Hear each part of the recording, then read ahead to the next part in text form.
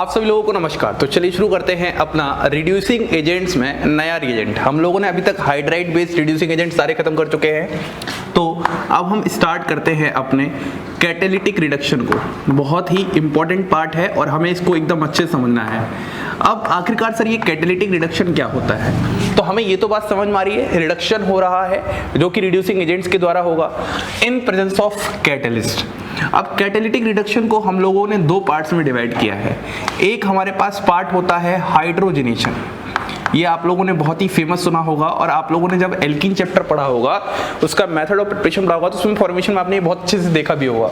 और एक नया टर्म आ गया हाइड्रोजेनोलिसिस, ये आप लोगों के लिए थोड़ा सा नया होगा, लेकिन जिन लोगों ने पेरिसाइक्लिक केमिस्ट्री पढ़ रखी है वहां पर रिएजेंट्स के रोल यूज करते करते आपने ये वाला कॉन्सेप्ट सुना होगा।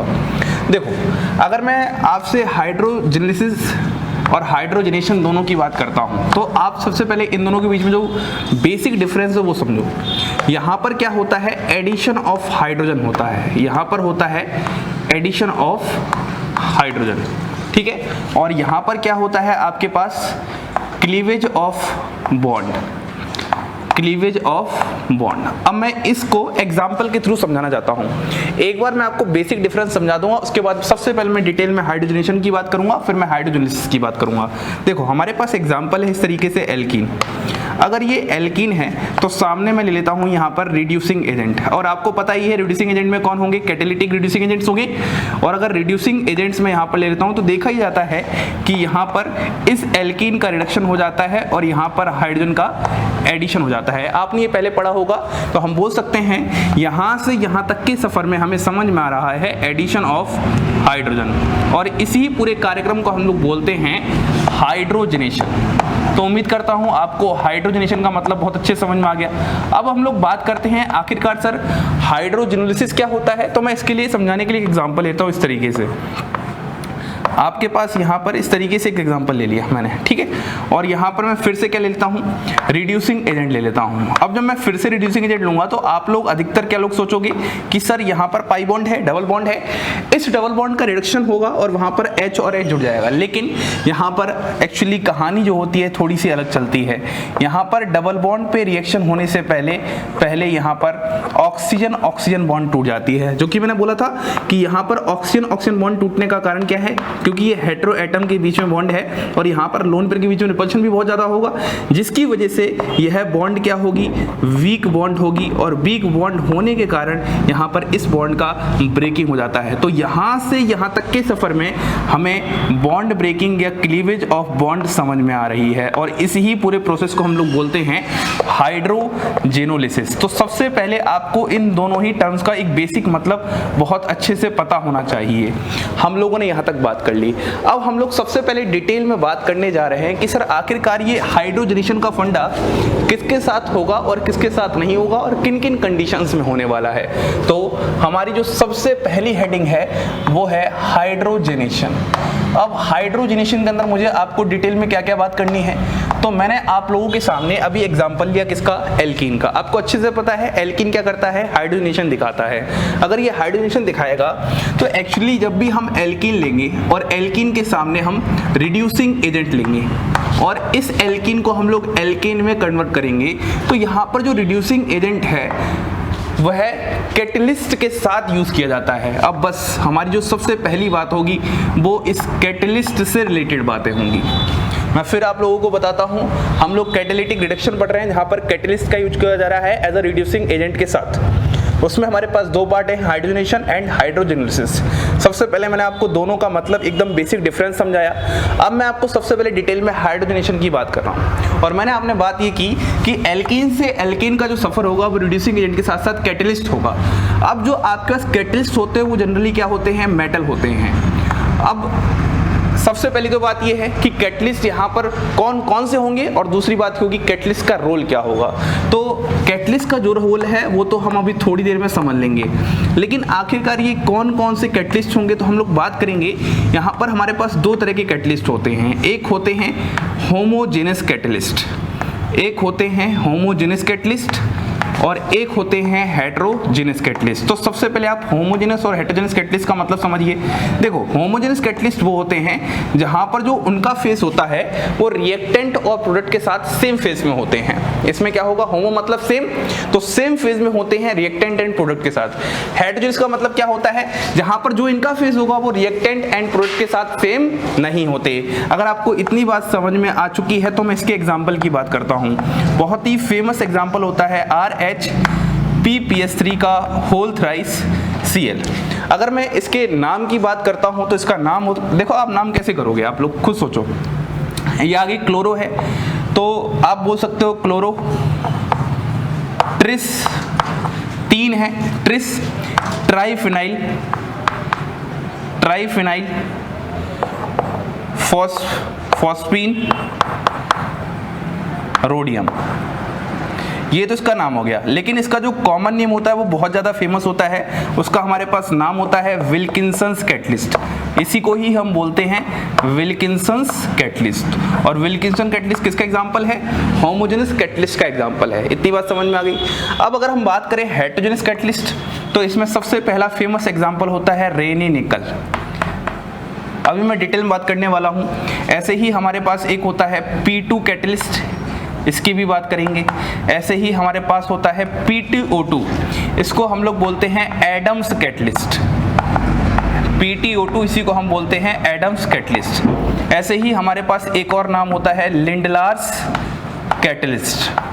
और कभी कभी हमारे पास प्लेटिनम और सीधे प्लेटिनम के जो मेटल होते हैं इन प्रेजेंस ऑफ चारकोल या फिर CaCO3 की बात हम इसमें करेंगे तो ये भी हमारे पास as a metal catalyst use किए जाते हैं। तो ये तो हमारे पास पूरी कहानी किसके बारे में हो चुकी है, कैटलिस्ट के बारे में हो चुकी है। अभी मैं आपको थोड़ा सा इसका आइडिया देता हूँ कि रेनी निकल क्या होता है, P2 कैटलिस्ट क्या होते हैं, PtO2 किस तरीके से करते हैं, और लास्ट में इनका रोल समझाता हूँ। बहुत इंपॉर्टेंट बात होती है इनका रोल समझना, और उस रोल से हम अपनी आगे की केमिस्ट्री शुरू करते हैं कैटेलिटिक हाइड्रोजनेशन की। तो हम लोग बात कर रहे हैं हाइड्रोजनेशन। एक बार हम फिर से शुरू करते हैं हाइड्रोजनेशन को, और इसमें सबसे पहले हम हाइड्रोजनेशन के रिएजेंट्स को समझते हैं कि आखिरकार कौन कौन से रिएजेंट्स होते हैं। तो हम लोगों ने बात क्या क्या की थी, सबसे पहले हमने बात की थी रेनी निकल। तो रेनी निकल में हमने क्या बोला था कि रेनी निकल क्या होता है, तो देखना ध्यान सुनिएगा। आपके पास निकल और एल्यूमिनियम का एलॉय होता है, और अगर इस एलॉय को आप वार्म एक्वस NaOH के साथ वार्म करेंगे तो आपके पास यहाँ पर क्या होंगे, फाइनली डिवाइडेड बहुत ही छोटे छोटे पार्टिकल्स होंगे निकल के, फाइनली डिवाइडेड निकल पार्टिकल्स, और इन्हीं को हम लोग बोलते हैं रेनी निकल। एक्चुअली क्या होता है इस वाले केस में, जो बहुत ही छोटे छोटे पार्टिकल्स होते हैं वो सरफेस एरिया इंक्रीज कर देते हैं पाउडर की फॉर्म में।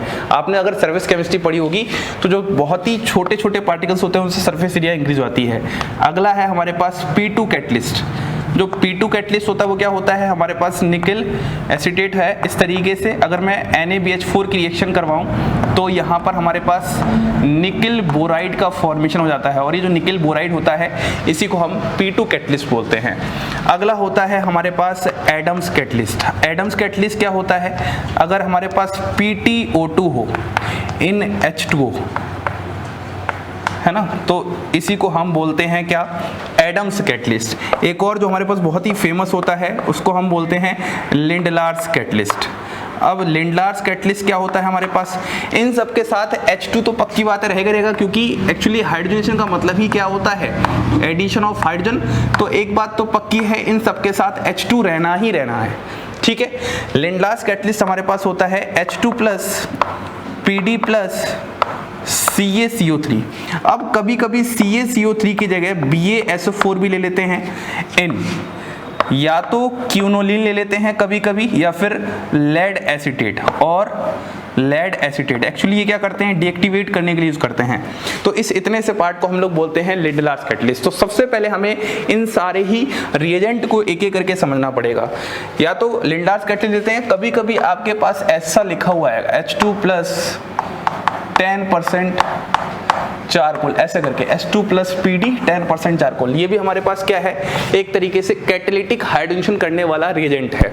तो ये तो हमने रिएजेंट की बात कर ली, लेकिन अब सवाल ये है कि सर हम लोग वहां पर कैटलिस्ट यूज करते हैं, मेटल सरफेस यूज करते हैं, तो कैटलिस्ट हम लोग मेटल को यूज क्यों करते हैं, मतलब उसका हमारे पास वहां पर रोल क्या है। अब सबसे इंपॉर्टेंट बात हमें यही समझनी है कि हमारे पास रोल क्या है। तो रोल को समझने के लिए सारी की सारी कहानी हमारी सरफेस एरिया से संबंधित है। एक्चुअली ये क्या करते हैं, अपनी सरफेस एरिया प्रोवाइड करते हैं, किसके लिए, जिस सबस्ट्रेट का रिडक्शन करवा रहे हो उसके लिए और H2 के लिए। देखो होता क्या है, सबसे पहले स्टेप में आपके पास यहाँ पर क्या होगा, कैटलिस्ट होगा, और यहाँ पर क्या होगा, H2 होगा। H2 और जो कैटलिस्ट होगा उनको बहुत अच्छे से क्या किया जाएगा, शेक किया जाएगा।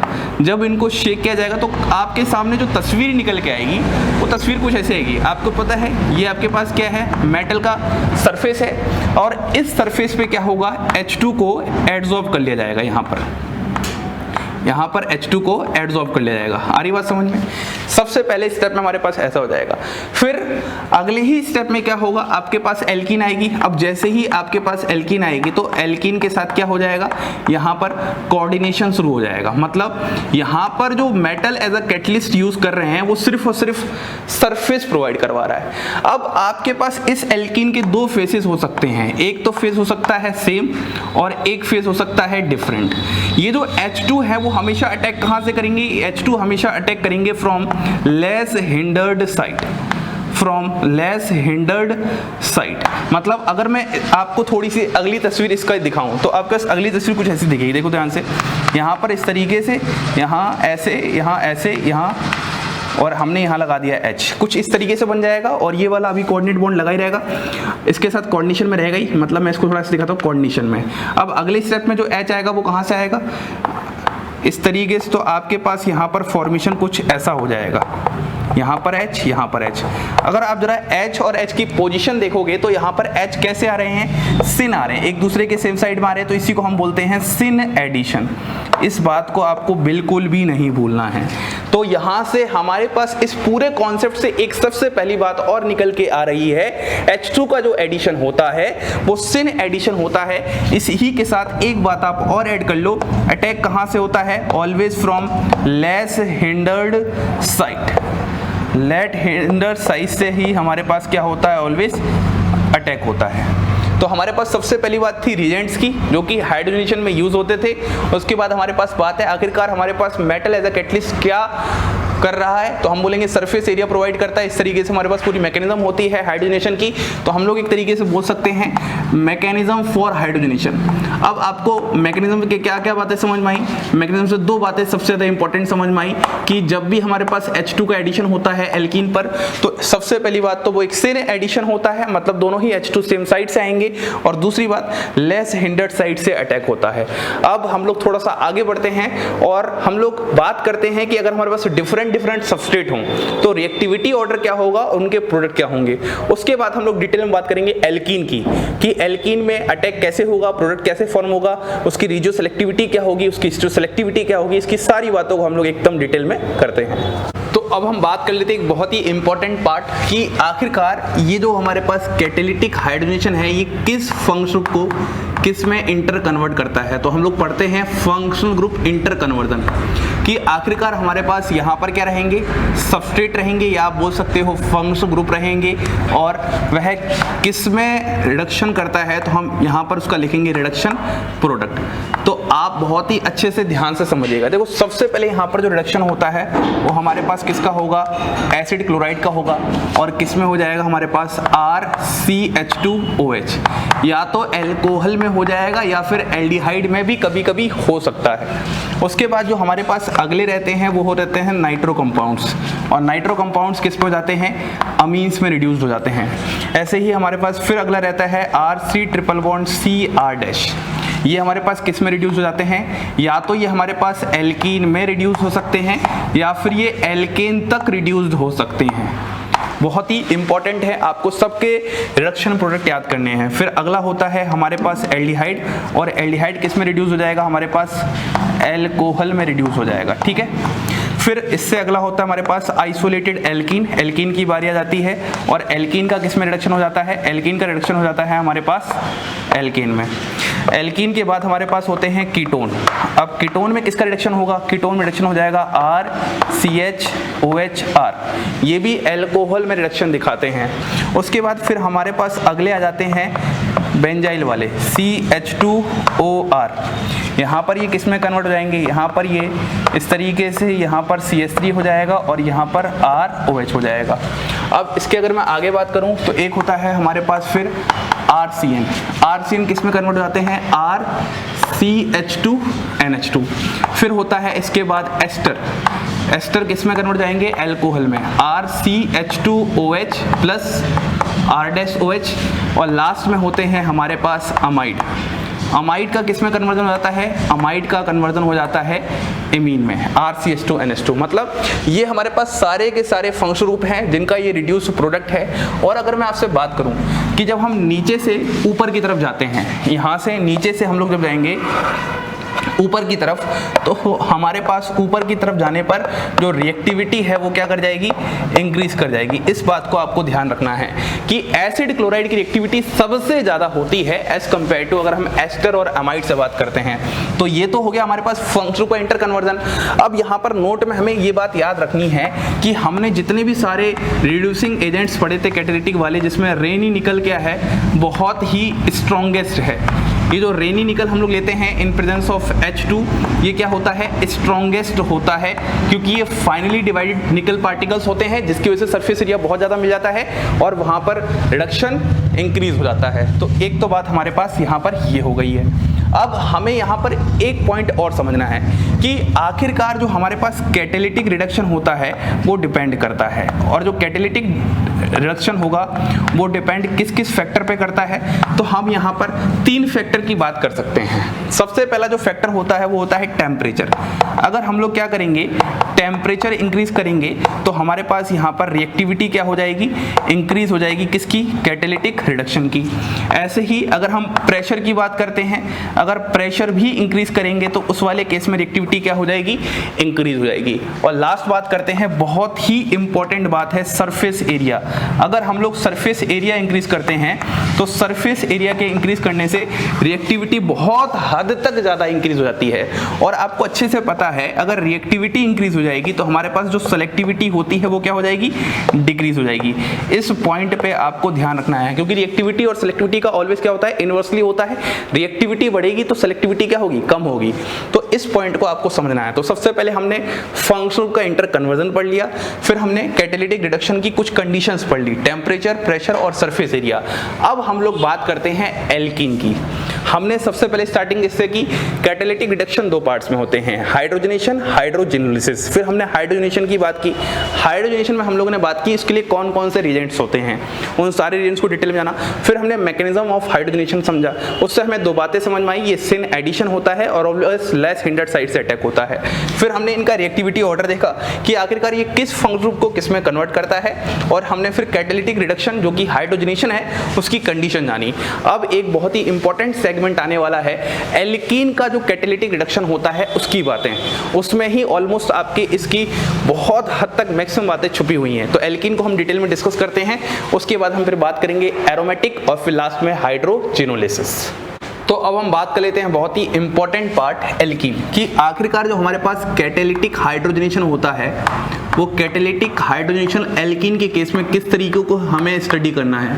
तो देखो, catalytic hydrogenation in case of alkene, तो यहाँ पर हमें इसके बारे में डिफरेंट बातें जाननी है। तो सबसे पहले हमें जानना है कि आखिरकार एल्कीन से प्रोडक्ट कैसे फॉर्म होगा।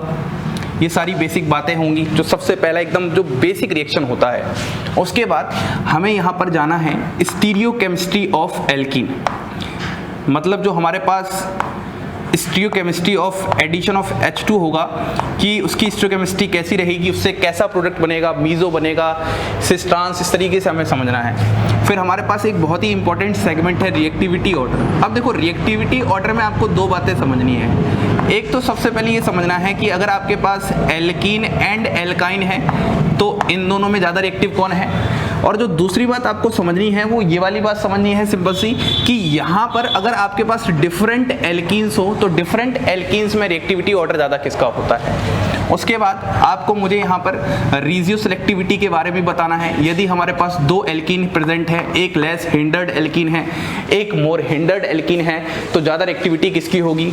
उसके बाद हमें बात करनी है स्टीरियो सेलेक्टिविटी ऑफ एल्कीन, कि यदि हमारे पास कोई साइक्लोहेक्सिनोन सिस्टम होता है तो वहाँ पर हम स्टीरियो सेलेक्टिविटी बात करेंगे। मतलब एल्कीन नहीं है वो, एक्चुअली कीटोन वाला पार्ट है, लेकिन हम उसमें स्टीरियो सेलेक्टिविटी की बात करेंगे।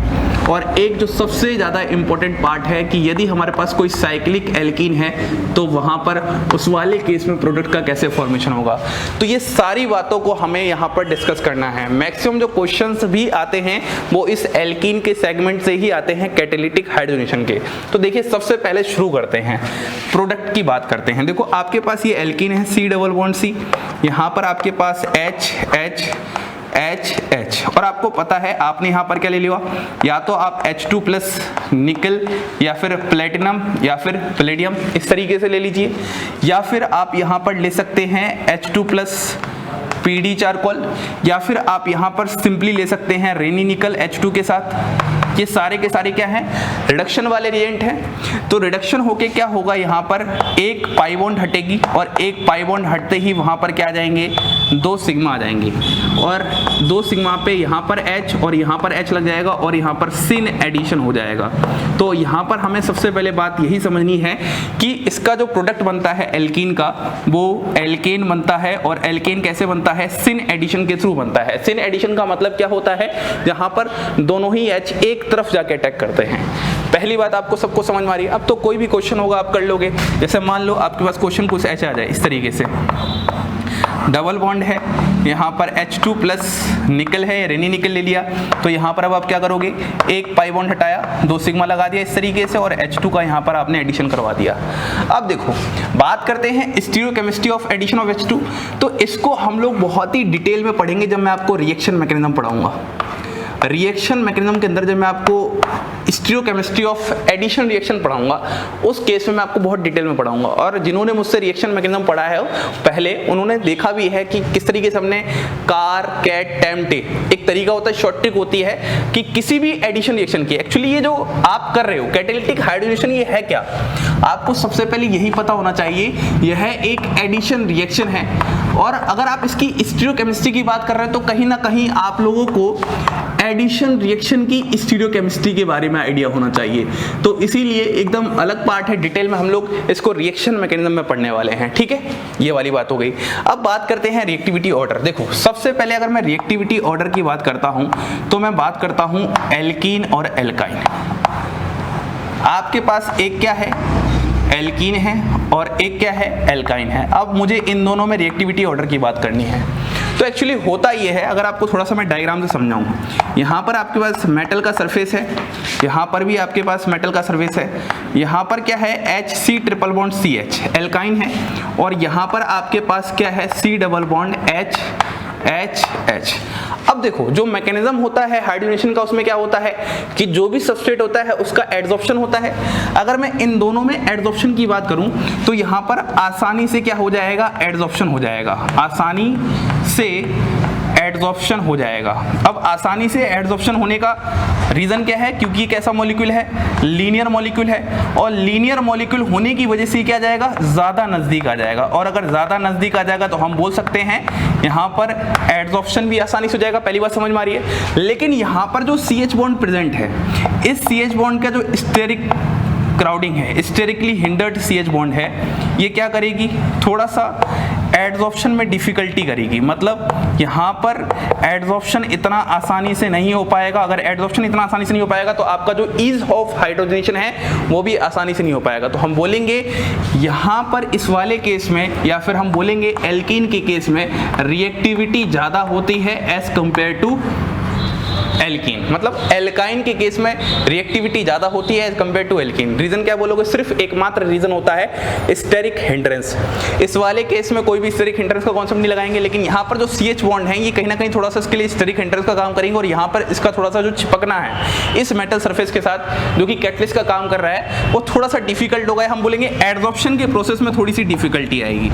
तो पहला तो कॉन्सेप्ट हमारे पास ये हो गया कि हमेशा एल्काइन की रिएक्टिविटी ज्यादा होगी किससे, एल्कीन से। लेकिन अब हमारे पास सवाल ये आ रहा है कि यदि हमारे पास डिफरेंट एल्कीन्स आ जाएं तो डिफरेंट एल्कीन्स के केस में कैसे रिएक्टिविटी ऑर्डर देखेंगे, इस पॉइंट को समझते हैं। उसके बाद रेशियो सेलेक्टिविटी और स्टीरियो सेलेक्टिविटी के कॉन्सेप्ट को समझते हैं। तो अब हम बात करते हैं, यदि हमारे पास एल्कीन्स की रिएक्टिविटी की हम कंपैरिजन करते हैं कि यदि हमारे पास सिर्फ एल्कीन्स ही हैं और डिफरेंट एल्कीन्स के बीच में रिएक्टिविटी ऑर्डर क्या होगा।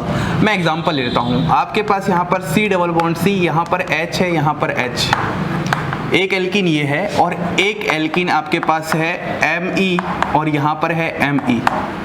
अगर ये आपके पास दो एल्कीन है तो अब आप मुझे बताइएगा इन दोनों ही एल्कीन में ज़्यादा आसानी से एडजॉर्प्शन कहाँ होगा। तो आप बोलोगे इस वाले केस में Me ग्रुप की वजह से स्टेरिक हिंड्रेंस ज़्यादा होगा, बिल्कुल सही बात है।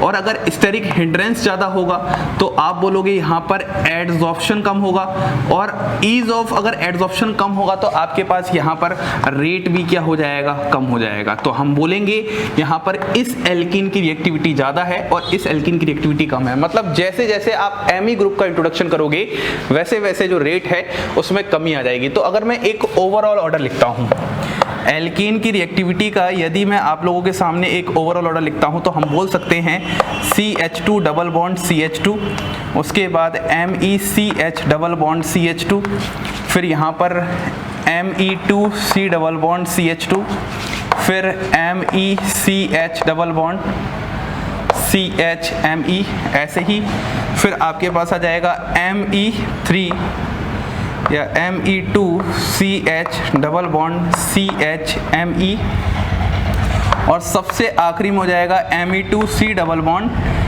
Me2। ये हो जाएगा आपके पास ओवरऑल रिएक्टिविटी फॉर एल्कीन। चलो इतनी सी बात आपको समझ में आ गई, लेकिन अब हम बात करते हैं अपने पॉइंट रिजियो सेलेक्टिविटी। हम लोगों को डिफरेंट बातें करनी थी, तो जिसमें हमारा अगला टॉपिक क्या है, रिजियो सेलेक्टिविटी। अब आखिरकार रिजियो सेलेक्टिविटी से आप लोग क्या समझोगे, तो देखो हमारे पास यहाँ पर दो एग्जांपल मैं लेने वाला हूँ। सबसे पहला एग्जांपल आप लोगों के पास मैं कुछ इस तरीके का ले रहा हूँ, और यहाँ पर मैं ले रहा हूँ H2PtO2 1 इक्विवेलेंट। आपको पता है अच्छे से ये एटम कैटलिस्ट है, हाइड्रोजनेशन करेगा। अब आपको ध्यान ही देना है कि सिर्फ 1 इक्विवेलेंट लिया है और यहाँ पर दो एल्कीन है। हम बोलेंगे ये जो एल्कीन है इस एल्कीन के पास कितने हैं, यहाँ पर 3, तो हम बोलेंगे ये कैसी एल्कीन है, ट्राई सब्स्टिट्यूटेड एल्कीन है।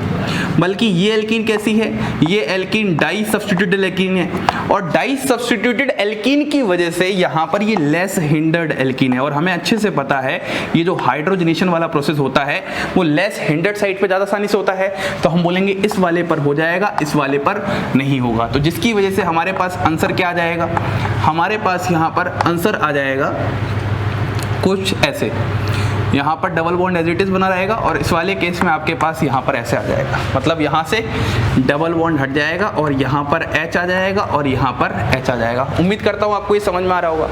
अब मान लो अगर मैं एक एग्जाम्पल और लेता हूँ, इस बार वो एग्जाम्पल कुछ ऐसा है, यहाँ पर डबल बॉन्ड है, यहाँ पर इस तरीके से है, और मैं यहाँ पर लेता हूँ H2/PtO2। यहाँ पर इक्विवेलेंट मेंशन नहीं करा। अब आपके पास ये है, तो सबसे पहले आप दोनों एल्कीन को ध्यान देखो ये वाली एल्कीन भी डाई सब्स्टिट्यूटेड है और ये वाली भी एल्कीन डाई सब्स्टिट्यूटेड है। क्योंकि दोनों ही एल्कीन आपकी डाई सब्स्टिट्यूटेड हैं, तो हम बोलेंगे यहाँ पर दोनों ही एल्कीन का क्या हो जाएगा, रिडक्शन हो जाएगा। और अगर दोनों ही एल्कीन का रिडक्शन हो जाएगा तो आपके पास यहाँ पर कुछ ऐसा सा फॉर्मेशन हो जाएगा, यहाँ पर H और इस तरीके से ये फॉर्मेशन हो जाएगा। तो ऊपर वाले केस में हमें आसानी से समझ में आ रहा है रिजियो सेलेक्टिविटी। देखो रिजियो मतलब होता है रीजन, सेलेक्टिविटी मतलब सेलेक्ट करना कि किस रीजन में, इस पे या इस पे। तो हमें पता है इस पे ही अटैक करेंगी क्योंकि ये लेस सब्स्टिट्यूटेड है, लेस हिंडर्ड है, तो इसी को बोलते हैं हम कॉन्सेप्ट ऑफ रिजियो सेलेक्टिविटी। अब हम बात करते हैं, हमने एल्कीन्स की रिएक्टिविटी पढ़ ली, हमने रिजियो सेलेक्टिविटी पढ़ ली। अब हम बात करते हैं स्टीरियो सेलेक्टिविटी इन एल्कीन, उसके बाद इन साइक्लोहेक्सेनोन सिस्टम में स्टीरियो सेलेक्टिविटी की भी बात करेंगे, और एक साइक्लिक एल्कीन का केस है, बहुत ही इंपॉर्टेंट है, उसको आपको याद ही करना है। तो अब हम बात करते हैं स्टीरियो सेलेक्टिविटी इन एल्कीन। बहुत इंपॉर्टेंट केस है ये वाला। तो स्टीरियो सेलेक्टिविटी आपको पता ही है, जनरली आप लोग ये वाला कॉन्सेप्ट बाईसाइक्लिक कंपाउंड्स में पहले भी पढ़ते आ रहे हो। तो हमारे पास कुछ इस तरीके का क्वेश्चन है, यहाँ पर आपके पास डबल बॉन्ड है, यहाँ पर आपके पास Me है, और आपके सामने रिएजेंट है H2, PtO2। एक तो क्वेश्चन ये है। और अगला क्वेश्चन आपके पास कुछ ऐसा है, यहाँ पर मैंने इस बार क्या लगा दिए, 2 बल्कि ग्रुप लगा दिए और यहाँ पर डबल बॉन्ड, यहाँ पर Me और यहाँ पर Me। अगर आपको थोड़ी सी स्टेरोसेलेक्टिविटी का आइडिया है तो आपको पता है ये बाइसाइक्लिक कंपाउंड है, और बाइसाइक्लिक कंपाउंड के केस में आपके पास एक पोजीशन होती है एक्सो और एक पोजीशन होती है एंडो। हमेशा जो रिएजेंट होता है वो हमेशा एक्सो अटैक ही करना चाहता है, क्योंकि एंडो पर क्या होती है, कैविटी हिंड्रेंस होती है। तो ये अटैक यहाँ पर कैसे होगा, एक्सो अटैक ही होगा, क्योंकि ऊपर की तरफ कोई हिंड्रेंस भी नहीं है। देखो यहाँ पर H और H लगे हैं, तो जिसकी वजह से कोई हिंड्रेंस नहीं है, तो हमारे पास इस वाले केस में तो प्रोडक्ट आ जाएगा H, यहाँ पर Me और यहाँ पर H और यहाँ पर Me। इस वाले केस में हमारे पास ऐसा हो जाएगा एक्सो अटैक। लेकिन अगर इस वाले केस में देखेंगे तो यहाँ पर 2 बल्कि ग्रुप लगे हैं, तो इस बार जो इनका अटैक होगा वो कैसा होगा, एंडो अटैक होगा। और एंडो अटैक की वजह से आपके पास जो प्रोडक्ट का फॉर्मेशन होगा, प्रोडक्ट का फॉर्मेशन कुछ इस तरीके का दिखाई देगा, H Me H Me। इस बार आपको H नीचे की तरफ दिखाई देंगे, क्योंकि यहाँ पर क्या थे, बल्कि ग्रुप थे। बहुत ही सिंपल चीज़ है ये, हमने पहले स्टोइकोकेमिस्ट्री विथ रिएजेंट्स में बहुत अच्छे से सीख रखा था कि जब भी हमारे पास स्टोइकोकेमिस्ट्री आती है तो हमें यहाँ पर जो ग्रुप लगा होता है उस पर ध्यान देना होता है। यदि ऊपर की तरफ हिंड्रेंस हो तो नीचे से अटैक कराओ, यदि ऊपर की तरफ हिंड्रेंस ना हो तो हमेशा एक्सो अटैक ही प्रेफर करता है। और अब इसी के साथ साथ मैं एक टॉपिक और खत्म करा देता हूँ, बहुत ही सिंपल है। मान लो आपके सामने ऐसा क्वेश्चन आ गया, यहाँ पर क्या है, C डबल बॉन्ड है और यहाँ पर ग्रुप लगे हुए हैं Me और Me, और सामने रिएजेंट है H2/PtO2। बताइए इस वाले केस में आंसर क्या होगा। तो अब आप बोलोगे सर ऑलवेज यहाँ पे ये जो अटैक होगा वो एक्सेल अटैक प्रेफर करेगा, एक्सेल मतलब ऊपर से, लेकिन यहाँ पर क्या है, Me ग्रुप है जो कि 1,3 डाइक्सिल इंटरेक्शन करेंगे, तो इसका अटैक क्या होगा, इक्वेटोरियल अटैक होगा। देखो बहुत ही सिंपल बातें हैं सारी की सारी, बस आपको यहाँ पर 1,3 डाइक्सिल इंटरेक्शन को समझना था। तो आपके पास इस वाले केस में जो आंसर आ जाएगा, क्या जाएगा, यहाँ पर H और ऊपर वर्कअप करवा के क्या जाएगा, OH। ये वाला कॉन्सेप्ट भी कहीं ना कहीं इन्हीं से मिलता जुलता है। एक साथ मैंने सिखाया था बाइसाइक्लिक कंपाउंड्स, साइक्लोहेक्सेन कंपाउंड्स, इन सब केसेस में कैसे स्टेरोसेलेक्टिविटी चेक करते हैं। चलो ये बात हो चुकी है, अब हम अपने एकदम फाइनल केस में बात करते हैं एल्कीन्स के, साइक्लिक एल्कीन्स। देखो साइक्लिक एल्कीन्स का केस है वो थोड़ा सा हटके केस है, मतलब इसमें आपको थोड़ा सा याद ही करना पड़ेगा। याद ये करना पड़ेगा कि जब भी आपके सामने H2 in presence of PD charcoal आ जाता है, मतलब PD अगर मेटल होगा तो उस केस में आपके पास यहाँ पर ट्रांस एल्कीन का ही फॉर्मेशन होता है, इतना याद करना है, यही मेजर होता है। ठीक है, तो अगर मैं एग्जाम्पल की बात करता हूँ तो एग्जाम्पल आपके पास कुछ ऐसा है, यहाँ डबल बॉन्ड है, यहाँ ऐसा है और ऐसा है, और आपके सामने क्या है, सबसे पहले H2 PD चारकोल इस तरीके से है। तो अब आप यहाँ पर किस एल्कीन का फॉर्मेशन करोगे, ट्रांस एल्कीन का फॉर्मेशन करोगे। देखो ट्रांस एल्कीन कैसे बनाओगे, यहाँ पर अगर आप एक तरफ H बना रहे हो तो यहाँ पर आप क्या बनाओगे, H। अब आपको बड़ा अजीब लगेगा सोच के, सर इसका जो एडिशन होगा इसका वो तो सिन होना चाहिए, लेकिन आप तो यहाँ पर एक ऊपर एक नीचे लगा रहे हो। तो ये देखा गया है एक्सपेरिमेंटली 79% आता है, और वहीं पर जो सिस होता है उसका 21% आता है। तो ये कॉन्सेप्ट थोड़ा सा आपको ध्यान रखना है, इसलिए मैंने बोला था ये एनामलेस कॉन्सेप्ट है जो कि आपको याद ही करना पड़ेगा। अगर अब मान लो आपके पास कुछ इस तरीके से एल्कीन है डबल बॉन्ड, और यहाँ पर मैं 2 रिएजेंट देता हूँ, एक तो देता हूँ H2 प्लस PD चारकोल और एक मैं देता हूँ H2 प्लस PtO2। मुझे बताइए इस केस में क्या आंसर होगा। तो देखो आपको पता है H2 का एडिशन सिन होना चाहिए था, लेकिन इस वाले केस में जब भी PD मेटल आ जाएगा, PD उस वाले केस में हमारे पास क्या आ जाएगा, यहाँ पर ट्रांस एल्कीन आ जाएगा, और इस वाले केस में तो आपका सिन एडिशन ही रहेगा। बस एक्सेप्शन किसके साथ आ रहा है, एक्सेप्शन किसके साथ आ रहा है बताइए जल्दी से। या तो ये हो सकता है, या फिर आप इसको सिस ऐसे भी तो दिखा सकते हैं, ऐसे भी दिखा सकते हैं, PD के साथ एक्सेप्शन आ रहा है। तो इस साइक्लिक एल्कीन वाले केस को आपको ध्यान रखना है, जब भी PD मेटल होगा तो उस केस में ट्रांस एल्कीन का फॉर्मेशन होता है। एक बार अभी तक अपने लेक्चर को पूरा रिकॉल करते हैं। सबसे पहले हमने हाइड्रोजनेशन और हाइड्रोजनेलिसिस से स्टार्ट किया, उसके बेसिक डिफरेंस की बात की, फिर हमने हाइड्रोजनेशन से स्टार्ट किया। हमने हाइड्रोजनेशन के वेरियस रिड्यूसिंग एजेंट देखे विथ मेटल कैटलिस्ट। हमारे पास 2 तरह के कैटलिस्ट होते हैं, एक होते हैं होमोजेनस, एक होते हैं हेटेरोजेनस। होमोजेनस में विल्किंसन कैटलिस्ट था और हेटेरोजेनस में बाकी सारे Raney nickel, P2 catalyst, catalyst, Lindlar catalyst, PTO2, Adams catalyst. उसके बाद हम लोगों ने डिटेल में स्टडी स्टार्ट की। हमने जब डिटेल में स्टडी स्टार्ट की तो हम लोगों ने वहां पर मैकेनिज्म जाना कि आखिरकार हाइड्रोजनेशन का मैकेनिज्म क्या होता है। उससे दो बातें निकल गई, सिन एडिशन होता है और लेस हिंडर्ड साइड से अटैक होता है। फिर हम थोड़ा सा आगे बढ़े, वहां पर हमने एल्कीन की सारी बातें इकट्ठी कर दी। सबसे पहले बात की कि आखिरकार प्रोडक्ट क्या बनेगा। दूसरी स्टोकेमिस्ट्री से रिलेटेड है जो कि मैं आपको एडिशन रिएक्शन में पढ़ाने वाला हूं। तीसरी बात रेडियो सेलेक्टिविटी क्या होगी, फिर उसकी हमारे पास स्टीरियो सेलेक्टिविटी क्या होगी, फिर हमारे पास साइक्लिक एल्कीन्स के केस में क्या होगा, और एक बहुत इंपॉर्टेंट रिएक्टिविटी। अगर मैं एल्कीन और एल्काइन की रिएक्टिविटी की बात करता हूं तो एल्काइन की रिएक्टिविटी ज्यादा होती है क्योंकि वहां पर एड्सॉर्प्शन ज्यादा होता है।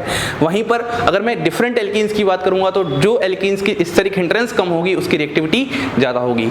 अब हम लोग कुछ अपने एग्जांपल्स देखते हैं और फिर हम बात करते हैं एरोमेटिक कंपाउंड्स के रिडक्शन की।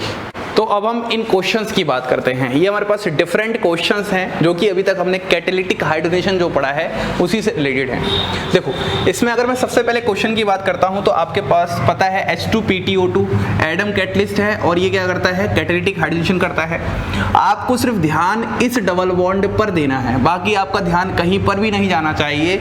और जैसे ही डबल बॉन्ड पे आप ध्यान दोगे तो आपके पास यहाँ पर ये फॉर्मेशन हो जाएगा। डबल बॉन्ड हटाया और यहाँ पर आपको CO2Me लगाना है और यहाँ पर भी आपको CO2Me लगाना है और यहाँ पर H और यहाँ पर H। अब मान लो आपके पास ये स्टीरियोकेमिस्ट्री दोनों अगर सेम हो जाए, ये दोनों ही डैश पे हैं, तो ये दोनों पक्की बात है किस पे आने वाले हैं, वेज पे आने वाला है। क्योंकि यहाँ से हमारे पास जो हमेशा एडिशन होता है वो कैसा एडिशन होता है, सिन एडिशन होता है। तो पहला सवाल हमारा इस तरीके से हो गया। अगर हम दूसरे सवाल की बात करते हैं, देखो इस वाले सवाल में थोड़ी सी इंटरेस्टिंग बात है। इस वाले केस में क्या होगा, आपके पास सिर्फ ये डबल बॉन्ड का यहाँ पर रिडक्शन करेगा और डबल बॉन्ड का रिडक्शन करके आपके पास यहाँ पर फॉर्मेशन कर देगा ये C double bond as it is, यहाँ पर PH, यहाँ पर H और यहाँ पर H। लेकिन जब इन प्रेजेंस ऑफ PT लेते हो तो ये क्या कर देता है, एग्जॉस्टिव रिडक्शन कर देता है। अब एग्जॉस्टिव रिडक्शन का मतलब सिंपल सा ये है कि ये C डबल बॉन्ड O को भी रिड्यूस करके किस में बना देगा, एल्कोहल में कन्वर्ट कर देगा। अब देखो यार एज सच इनका कोई एक्सप्लेनेशन नहीं है, ये जो आपको मैं पढ़ा रहा हूँ उनको वैसे ही आप याद कर लो, ठीक है। और यहाँ पर बहुत सारे क्वेश्चंस करवाने को हैं लेकिन हमें सेलेक्टेड क्वेश्चंस करने हैं। इस क्वेश्चन की बात करते हैं, यहाँ पर H2PTO2 है। देखो यहाँ पर बल्कि ग्रुप लगे हैं तो पक्की बात है इनका अटैक कैसे होगा, एंडो अटैक होगा। और अगर एंडो अटैक हम प्रीफर करवाएंगे तो आपके पास यहाँ पर देखो, यहाँ पर COOH लगा दिया, यहाँ पर H आ जाएगा और यहाँ पर H आ जाएगा। डबल बॉन्ड यही थी ना, और बाकी इस वाले ग्रुप को आप एज इट इज रहने दो। तो यहाँ से एंडो अटैक प्रीफर होगा, जिसको अभी हमने स्टीरियोकेमिस्ट्री या स्टीरियोसेलेक्टिविटी की बात की थी, वही बात है हमारे पास यहाँ पर। अब देखो इस वाले पॉइंट को हम समझते हैं, बहुत इंपॉर्टेंट पॉइंट है। यदि हमारे पास एल्काइन की रिडक्शन की बात करते हैं, देखो अगर मैं एल्काइन के रिडक्शन को समझाऊंगा तो एल्काइन के रिडक्शन में हमारे पास दो बातें होती हैं। सबसे पहली बात तो ये होगी कि यदि हमारे पास कोई एल्काइन है और उसका रिएक्शन मैं H2 के साथ या तो निकल ले रहा हूँ या फिर प्लेटिनम ले रहा हूँ या फिर पैलेडियम ले रहा हूँ, तो ये कन्वर्ट हो जाते हैं कंप्लीटली एल्केन के अंदर। लेकिन अगर मैं वही एल्काइन के सामने यहाँ पर ले रहा हूँ लिंडलार्स कैटलिस्ट, अब लिंडलार्स कैटलिस्ट आपको याद अच्छे से होगा ही, H2 + PdBaSO4 इस तरीके से बात की थी। तो यहाँ पर इनका क्या होगा, यह अपने आप को इस तरीके से सिस एल्कीन में कन्वर्ट कर देते हैं। मतलब जब लिंडलार्स कैटलिस्ट लेते हैं तो इसके प्रेजेंस में यहाँ पर क्या हो जाता है, पार्शियल रिडक्शन होता है और पार्शियल रिडक्शन से एल्कीन कैसी बनती है, सिस एल्कीन बनती है। जबकि इस वाले केस में हमारे पास कैसे एल्केन का फॉर्मेशन होगा, मतलब इस वाले केस में हमारे पास कंप्लीट रिडक्शन होगा। इस बात को आपको सबसे पहले ध्यान रखना है। तो अब आप मुझे बताओ ऊपर वाले केस में क्या होने वाला है, पार्शियल रिडक्शन होगा और पार्शियल रिडक्शन करके आप क्या बनाओगे, यहाँ पर सिस एल्कीन बनाओगे तो H लगा दिया और यहाँ पर क्या लगा दोगे आप CH2 COOH और यहाँ पर भी CH2 COOH। इस तरीके से आंसर हो जाएगा। प्रीवियस ईयर में आया हुआ क्वेश्चन है और कितना सिंपल क्वेश्चन है। तो ये सब बातें आपको बहुत अच्छे से ध्यान रखनी है। ये हमारी सारी बातें एल्कीन से रिलेटेड हो चुकी हैं समाप्त। अब आपका एक टॉपिक बचा है रिडक्शन ऑफ एरोमेटिक कंपाउंड्स। दूसरा टॉपिक मैं आपको पढ़ाऊंगा बहुत इंपॉर्टेंट विल्किंसन कैटलिस्ट के बारे में कुछ इंपॉर्टेंट बातें, और लास्ट में हम बात करेंगे हाइड्रोजिनोलिसिस, जो कि नेक्स्ट लेक्चर में मैं आपको बताने वाला हूं। इसी के साथ आप सभी लोगों को धन्यवाद।